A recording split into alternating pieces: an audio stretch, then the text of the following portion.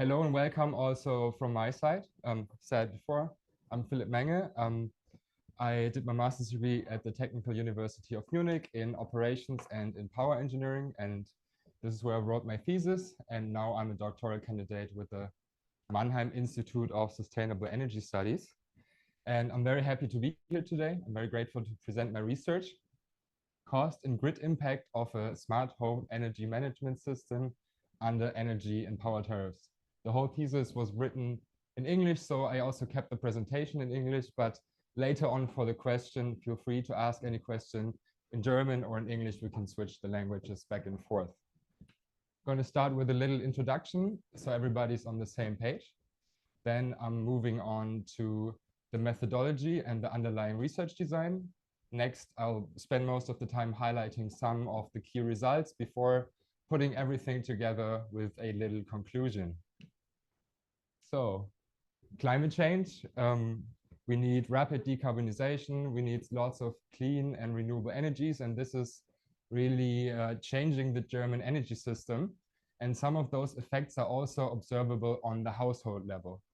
One is the integration of renewable energies, and on the household level, this is represented by, for example, installing PV systems on the rooftop, maybe together with a battery to store that excess solar energy. A second effect is sector coupling, so the integration of the former distinct heat, mobility, and energy sector now into one electricity sector. On the household level, this is represented by replacing your diesel or gasoline car maybe with an electric vehicle, and replacing your fossil heating system with an electric heat pump. Now, the fifth element that brings all those devices together is the energy management system, the EMS. This is kind of the brain behind the whole operation. The EMS gets all the data and has access to all the devices and can generate the optimal schedule and charging pattern for the household. And now, together with the EMS, the households can maximize their renewable energy usage, which is great for the climate, and they can reduce their electricity costs, which is great for the wallet. But this comes with the negative side effect of putting high pressure on the local electricity grid. The third effect that is changing the German energy system are dynamic energy tariffs. Those are tariffs that are not fixed, but changing throughout the day or the time. And with those tariffs, the effect might even get worse. Dynamic energy tariffs are successively entering the German market, and actually starting 2025, every German energy supplier is mandated to provide at least one dynamic tariff. So they're coming. And just to give a little numbers example, let's say it's 3 a.m. in the middle of the night, and there's a lot of wind, so we have a lot of wind power. Electricity prices go down, so the EMS gets the price signal of cheap prices and decides to charge all the devices with full power. So this could hypothetically also already lead to a power output from one household of 25 kilowatt, which is really a lot for one household. So we need mechanisms for grid stability. And many of those mechanisms are debated. One, just to highlight the recency, one that is very prominent right now is the paragraph 14a from the Energy Industry Act from the German Federal Grid Agency. And this one is already in place, but it just got introduced at the beginning of this year. Another one that's debated in the literature is the idea of offering power tariffs to households. And this is really the focus of my thesis. So next to charging a price for energy demand, also charging a price for power supply. And we're doing this with several simulation experiments, really analyzing the interplay of the three things of the all-electric household, of the energy management system, and the dynamic energy tariffs. And later on, we're adding the fourth component of the power tariffs to the analysis as well. In this household, the demands and the PV generation is data that is given, as well as the capacities and the power limits of the devices. This is fixed. And the EMS gets all the data, and from that, it calculates the optimal schedule.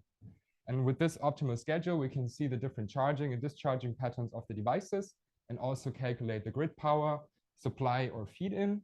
And with this, we can then calculate either the electricity costs or the grid feed-in revenue, so the cost impact. And we can also calculate the annual peak load or generally the power demand over the year, so the grid impact. And there's already a few great studies out there, and I'm trying to make 4 major contributions on top of the existing literature with my work. The first is kind of an update, this household with all the electric devices together that really represents like a future household with all the electric devices. The second, by using very recent and precise data in 1-minute time resolution, and also running a full year analysis. So to create really robust results and also to be able to see some seasonal variation. Third point is new power tariff concept. So most prominent one is the annual power tariff. We're also including 2 power tariffs on a shortest time scale, which might be more flexible. And the last point is applying this concept toward reality. You need to manage uncertainty and deviations. And I'm doing this with using forecasts and applying the MPC, the Model Predictive Control Framework. So bringing this one step closer towards the practical application of this idea. So already touched upon the data, 1-minute time resolution, 1-year time period. I'm using real weather data and real price data together with simulated demand data. The price data comes from SMART, which is the data center from the German statistical offices, and it's the spot price data from the year 2023. Actually 2023, because this is the most recent complete year to date, and it's also post-COVID and post-gas crisis. So the electricity prices are somewhat representative again. Weather data comes from the German Weather Service, and it's used to calculate the PV generation, but also as input for the heat demand. Demand is simulated using a software called the load profile generator.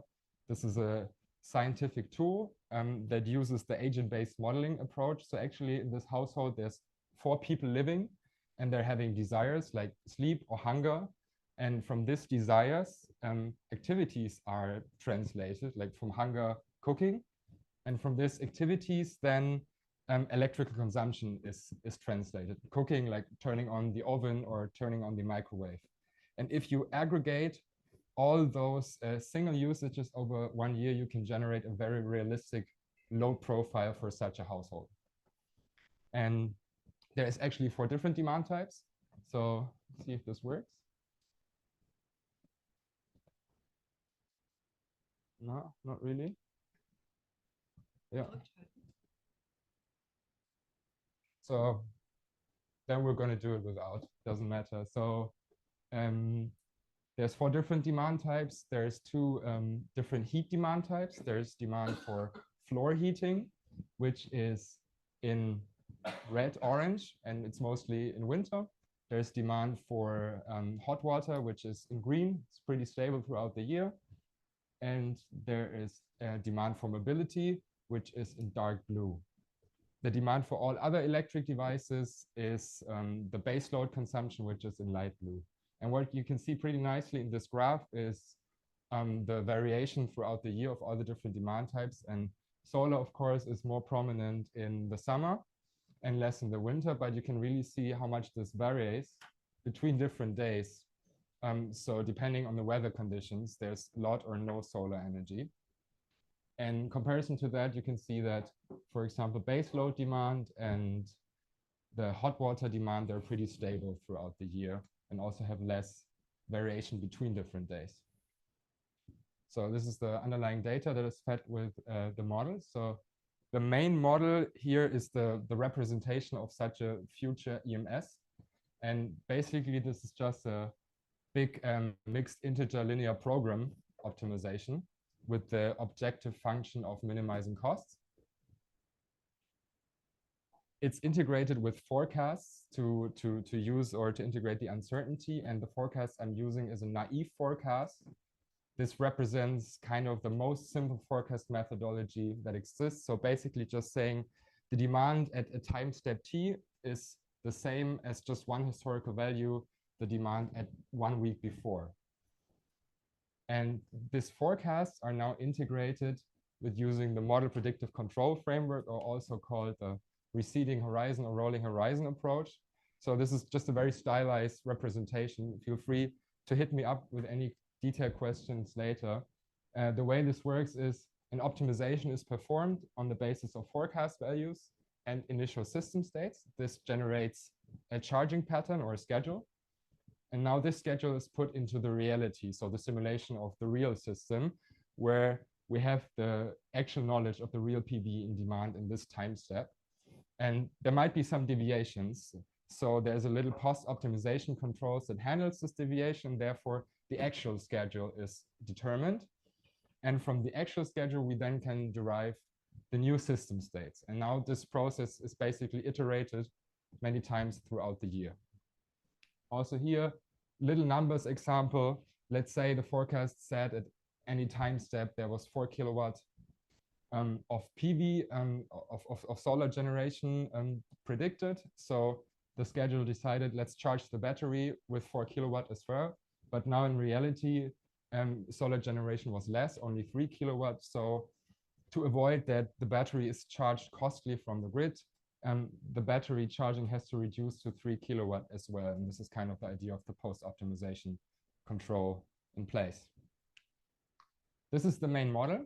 But to understand how good the model performs and to have some kind of comparability, I'm including two benchmarks as well. One is an upper and one is a lower level. The upper boundary is a perfect foresight model. So this represents the same optimization, but excluding the forecast. So feeding the model with the real data in each time step. And this creates kind of the most optimal schedule that is possible. So this really helps to see how good the optimization model with the forecast performs and how far it can actually reach to this optimal level. And the second one is a lower boundary, which is called the rule-based model. And the rule-based model is no real optimization, and it's just a set of decision rules. For example, if PV output exceeds all kind of demands, then charge the battery.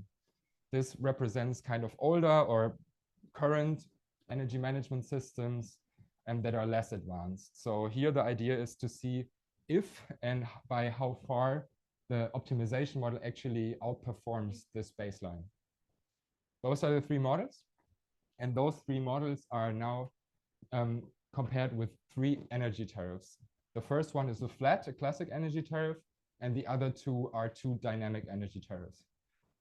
First one, all those 3 tariffs are actually real tariffs you could get on the market if you have a house in such a household. First one is from the municipal utilities of Munich, flat with 29 cents over the whole year. The second one is a time of use tariff, which is characterized by a few time periods throughout the day that have different price levels. You can see it has 2 low price level and 1 very high price level. And this schedule is the same for each day. And the third one is a real-time price from the company Tibber. And this is a different price each hour of the year and really depends on the spot market prices, plus some additional fees like the grid fee and additional taxes and fees that come on top. So this is the core model formulation. And now I'm running several simulation experiments in this setting. And there's one research question for each simulation experiment. And I'm going to highlight the key results for the first 3. The first one, really the base case. We're not introducing power tariffs yet. How do those 9 model tariff combinations perform? And one is the cost perspective, one is the grid perspective. And starting with the costs, we can see in yellow the forecast-based algorithm, and it actually outperforms the rule-based system in all 3 cases, which is great. So the EMS based on forecast and optimization is actually better than less advanced EMS systems based on rules. However, you can see that the perfect forecast is much better in all 3 cases as well. So we can infer that while the EMS already achieves good results, there's still a lot of potential if you would, for example, add further, more advanced forecast methodologies into this. However, what you can also see, this really depends on the energy tariff. In the flat scenario, the flat energy tariff, the improvement is only a little bit, whereas in the real-time price or the time of use scenario, the improvement is much better. And looking at the costs, two things. We can see that the two optimization models achieve better cost reductions than the rule-based model. And also the two dynamic energy tariffs achieve better cost reductions than the flat tariff. Moving on to the grid perspective. So bear with me for a second. This graph shows the annual distribution of the grid power throughout the year. So the way this works is to really see where the high grid power comes from. This is an aggregated view.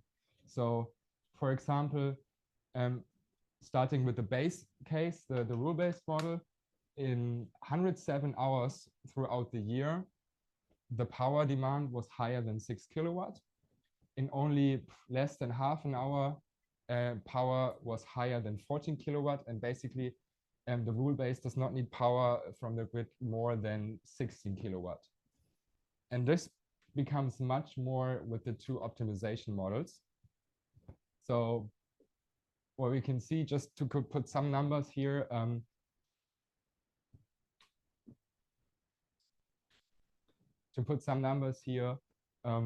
in the naive forecast and the flat model, it's already 20 hours that are above 14 kilowatts. So there's much more power demand also in the higher grid levels. Or even with the time of use tariff in the naive forecast, there's more than 60 hours that are above 14 kilowatt of power. And there's still 16 hours throughout the year where power demand is more than 18 kilowatts. Generally, if you look at this, we can see that both optimization models have higher grid power than the rule-based model. So if you take any column and compare it to the first rule-based column, all those values are higher, especially in the high grid power levels. And also, again, if we compare the dynamic tariffs to the flat tariffs, grid power also gets higher. So if we compare the real-time price and the time of use tariff with the first column in the three brackets of the flat, this is where the color coding really helps. The whole column gets darker, and we can see that the grid power gets higher. And this is the case for both the naive forecast and the perfect foresight. So this really confirms the problem from the beginning. EMS optimization together with dynamic energy tariffs does reduce electricity costs, but it's also increasing the grid power. But can it also be the other way around? Can the EMS also be applied in the opposite way, such that it reduces the grid power demand? And this brings us to the second research question of exactly this trade-off. And so there's a new constraint added to the mixed integer linear program, a limit of the grid supply or the grid feed-in. And if we now reduce this limit step by step, we can see how much we can use the grid power and also how much costs are lost. So starting with 20, this is kind of the non-binding case. In this scenario, it doesn't get higher than 19.9 kilowatt. And then the peak power is reduced to 1510 down to 4.43 kilowatt, and lower reduction is not possible anymore. And we can see from 20 to almost 4, there's high grid power reduction possible. And this comes only with minor cost increases of 30 euros.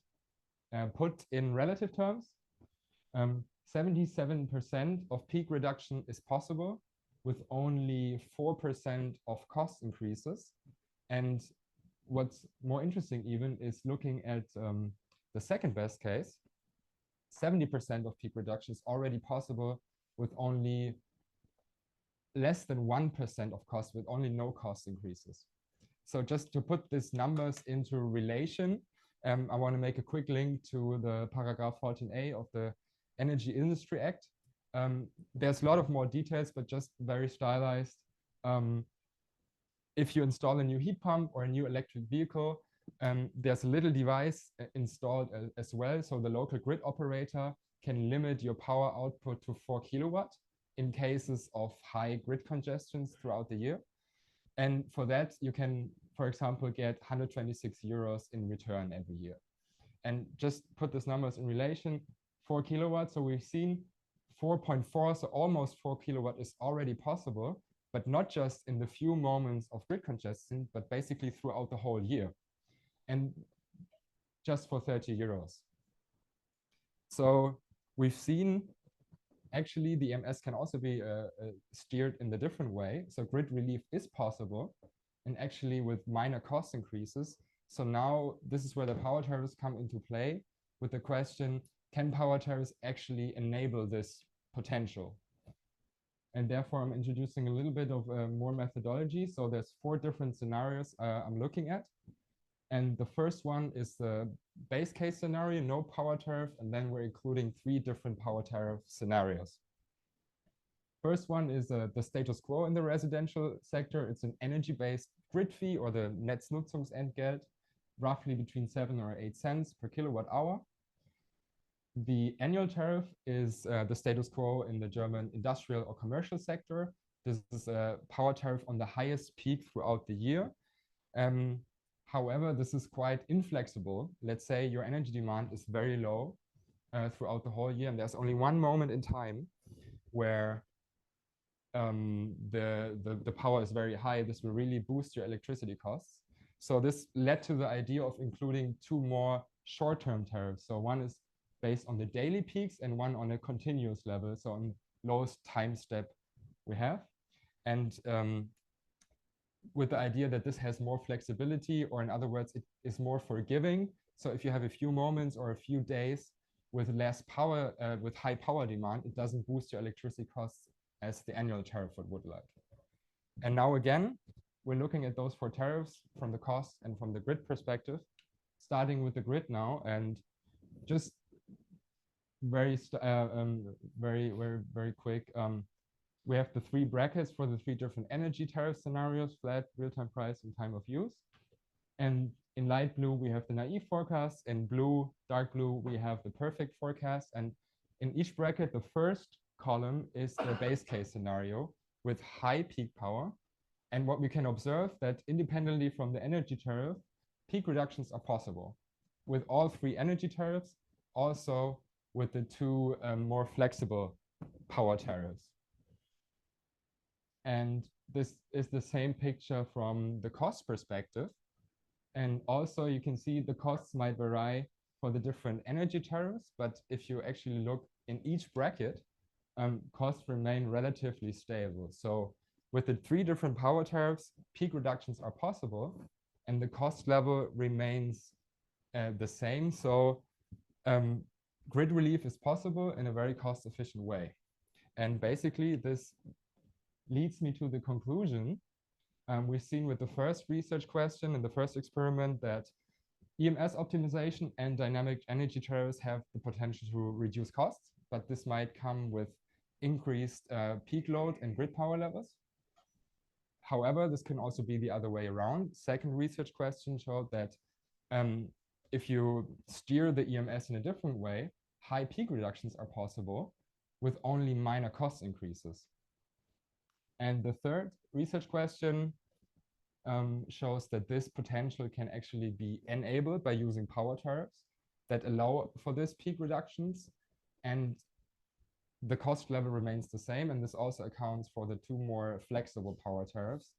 And yeah, by that, I'm confirming previous studies on a new setting, on new prices, on a new data, and also this new household setup. And however, this is not just a research setting, but by using the MPC approach and by using an integrating forecast, we're bringing this whole research stream of power tariffs 1 step closer to reality and 1 step closer towards the practical application. And with that, thank you for listening.